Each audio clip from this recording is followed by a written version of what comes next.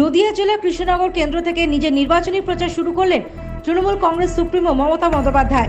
এই কেন্দ্রের বিদায়ী সাংসদ মহুয়া মৈত্রের হয়ে প্রথম প্রচার শুরু করলেন তিনি।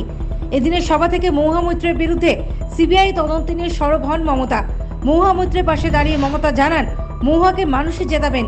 বিজেপির বিরুদ্ধে সমালোচনা সরব হন এদিনের সভা থেকে।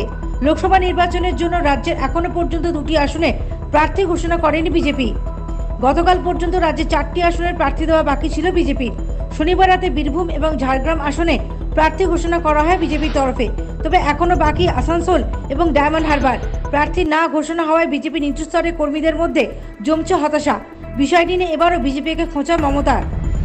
নদিয়া জেলা কৃষ্ণনগর লোকসভা কেন্দ্রের জন্য মহুয়া মৈত্রের হয়ে প্রচারে যান মমতা বন্দ্যোপাধ্যায়। সেখানেই মমতাকে বলতে শোনা যায়, এরা প্রার্থী দিতে পারে না। এত বড় রাজনৈতিক দল, ইডি সিবিআই ইনকাম ট্যাক্স করে যাচ্ছে, খালি বড় বড় কথা। গতকালে অভিষেক বন্দ্যোপাধ্যায় কটাক্ষ করে বলেন যে 4টি আসনে প্রার্থী দিতে পারছেন, ইডি সিবিআই এনআইএ ইনকাম ট্যাক্সের ডিরেক্টরদের ওই 4 কেন্দ্রে প্রার্থী করে দিন। ওরা অনেক তল্পিবাহকতা করেছে। মেঘনাদের মতো মেঘের আড়ালে না থেকে এবার আসুন জনতার দরবারে।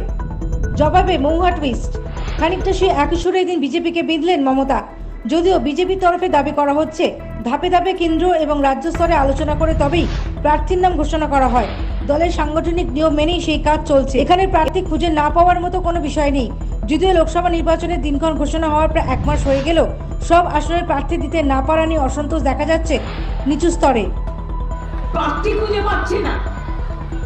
একটা অত বড় রাজনৈতিক দল শুধু ইডি করে, সিবিআই করে, ইনকাম ট্যাক্স করে, গরিব লোকের টাকা মারে, গ্রামীণ রাস্তার টাকা দেয় না, আবাসের টাকা দেয় না, 100 দিনের কাজের টাকা দেয় না, লক্ষ্মীর ভান্ডারের টাকা দেয় না, কন্যাশ্রীর টাকা দেয় না, মেধাশ্রীর টাকা দেয় না, ঐক্যশ্রীর টাকা দেয় না।